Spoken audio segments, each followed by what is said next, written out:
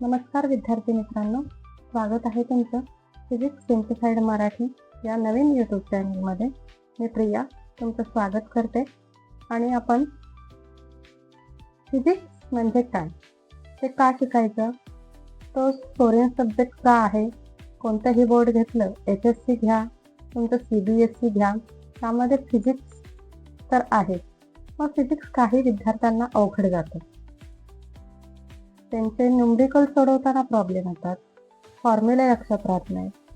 तर हा अवघड विषय फिजिक्स आपण सोपा करणार आहोत आपल्या भाषेतून, मराठीतून समजण्याचा थोडाफार प्रयत्न करणार आहोत. कारण आपल्या मातृभाषेतून जे आपल्याला गोष्ट एकदा समजली की ती दीर्घकाळ लक्षात राहते. चला तर मग पाहूया फिजिक्स म्हणजे काय. फिजिक्स म्हणजे दुसरं तिसरं काही नसून आपल्या सभोवताली घडणाऱ्या ज्या गोष्टी आहेत त्याच्या पाठीमागची कारणं शोधून काढणं म्हणजे फिजिक्स आहे. तुम्ही कधी विचार केलाय का की आपल्याला चालणं का पॉसिबल होतं? आता काही लोक म्हणतात आम्ही फिजिकली फिट आहे त्यामुळे आम्ही चालू शकतो. ते बरोबर आहे, पण फ्रिक्शनमुळे शक्य होतं. फ्रिक्शनच नसतं. फ्रिक्शन मीन्स घर्षण. तर केळ्याच्या सालीवरून जसं आपण घसरतो तसं सतत घसरत राहिलं असतं. पुन्हा आता उन्हाळ्याचे दिवस आहेत, फॅन तर सर्वांना लागतोच. मग फॅन का फिरतो? कुठली एनर्जी असते त्याच्यामध्ये? Rotational energy. म्हणजे एखादी गोष्ट का घडते त्या पाठीमागची कारणं शोधणं म्हणजे फिजिक्स, भौतिकशास्त्र. सभोवताल घडणाऱ्या गोष्टींचं शास्त्र म्हणजे फिजिक्स. आणि आता तुम्ही 11वी सायन्स घेतल्यानंतर तुम्हाला फिजिक्स शिकावा लागतो. आणि फिजिक्स हा आपल्या आयुष्यातील सर्वात रंजक विषय आहे. तर चला तर मग सुरू करूया. 11वी मधील पहिलाच टॉपिक आपला मेजरमेंट. आता मेजरमेंट म्हणजे काय, तर मापन. बर 11वी मध्ये मेजरमेंट हा पहिला चॅप्टर का घेतला असेल बरं? मेजरमेंट हा सगळ्यात इम्पॉर्टंट चॅप्टर तर आहेच, पण आपल्या डेली लाईफ मध्ये सुद्धा याचा नेहमी आपण उपयोग केलेला पाहतो. तुम्ही किचन मध्ये गेलात तरी मेजरमेंटची गरज असते. एखादा एक्सपेरिमेंट करायचं म्हटलं तरी मेजरमेंट पाहिजे. आता एखादी वस्तू जड आहे की हलकी आहे ते सांगण्यासाठी सुद्धा आपल्याला मेजरमेंट आवश्यक असतं. कुठल्याही गोष्टीची क्वालिटी चेक करायची असेल, क्वालिटी कंट्रोल करायची असेल तर मेजरमेंट गरज असतं. म्हणजे needs for measurement, precise description, experiment for comparison and quality control, अशा बऱ्याच गोष्टींसाठी आपल्याला मेजरमेंट म्हणजे मापन गरजेचं असतं. आता कोणतीही गोष्ट मापन करायची असेल त्याला एकक लागतं. आता बघूया आपण युनिट ऑफ मेजरमेंट. आता तुम्ही दुकानात गेल्यानंतर तुम्हाला काही खरेदी करायचं असेल, साखर घ्यायची असेल तर तुम्ही काय सांगता की मला 1 किलो साखर द्या, 2 किलो साखर द्या. दुकानदाराला जर फक्त म्हटलं की साखर, त्यालाही काही कळणार नाही किती द्यायचे आणि आपल्याला काही समजणार नाही, कारण आपण अर्धवट माहिती दिली आहे. जेव्हा आपण सांगतो 1 किलो साखर म्हणजे त्या साखरेचं प्रमाण 1 किलो झालं. म्हणजे थोडक्यात मास आपण कशामध्ये मोजतो, तर केजी मध्ये. आता तुम्हाला एखाद्या गोष्टीचे टेबलाची लांबी मोजायची, कशामध्ये मोजता? आधी तुम्ही 8वी 9वीला तुमच्या ह्या क्लिअर झाले असतील बेसिक कॉन्सेप्ट ज्या आहेत त्या.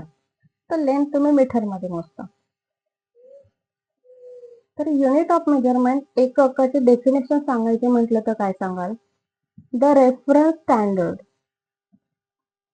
used for the any physical quantity is called unit.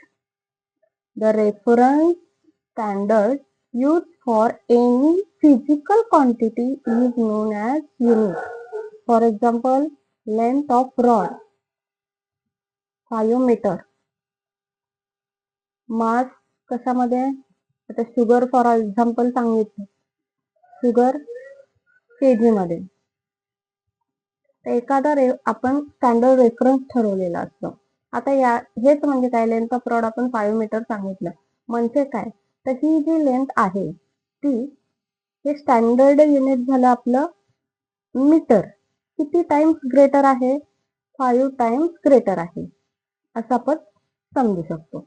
आता युनिट म्हणजे एकक, कुठलंही मेजरमेंट घेताना आपल्याला काय लागतं, एकक लागतं. मग हे एकक, सिस्टीम ऑफ युनिट किती प्रकारचे आहेत, तर 2 प्रकारचे. Units are classified into 2 groups, fundamental unit and derive unit. आणि सिस्टीम ऑफ युनिट कशाला म्हणायचं, तर फंडामेंटल युनिट आणि डिराइव्ह युनिट हे दोन्हीचं एकत्रित करून जे होतं त्याला सिस्टीम ऑफ युनिट म्हणतो. आता तुम्ही बघा, units R classified into 2 groups, fundamental units and derived units. A set of fundamental units and derived units is called system of units. First system, CGS unit. Second, MKS unit. Third, FPS unit. And fourth, SI unit. तर आपण first बघूया CGS. आता CGS unit म्हणजे काय, तर CGS means काय येतं, centimetre, gram, second. CGS. आता MKS म्हणजे काय येणार, MKS विचार करा, MKS मध्ये काय येऊ शकतं,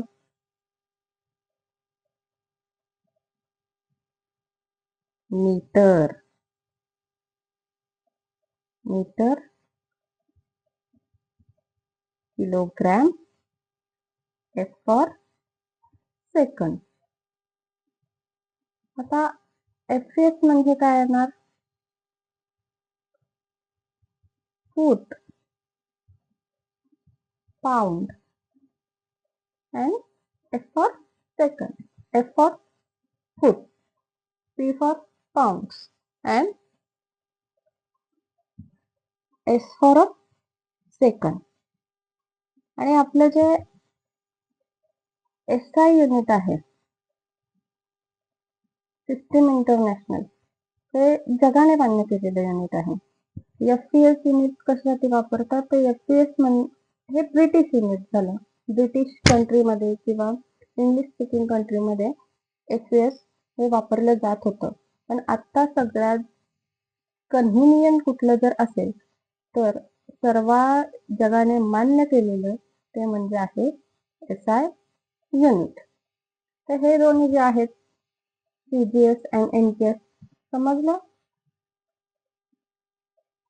युनिट, सिस्टीम ऑफ युनिट किती प्रकारचे आहेत, तर first CGS unit, second MKS unit, third FPS unit आणि fourth SI unit.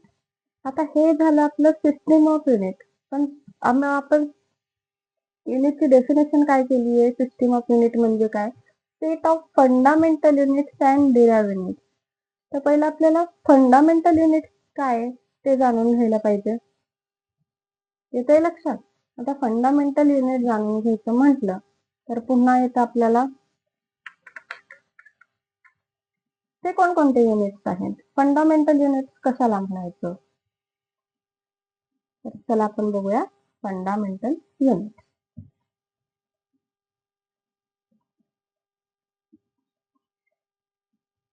Fundamental unit काय असेल, तुम्हाला या शब्दावरून काय सुचतंय, कशाला म्हणायचं फंडामेंटल युनिट.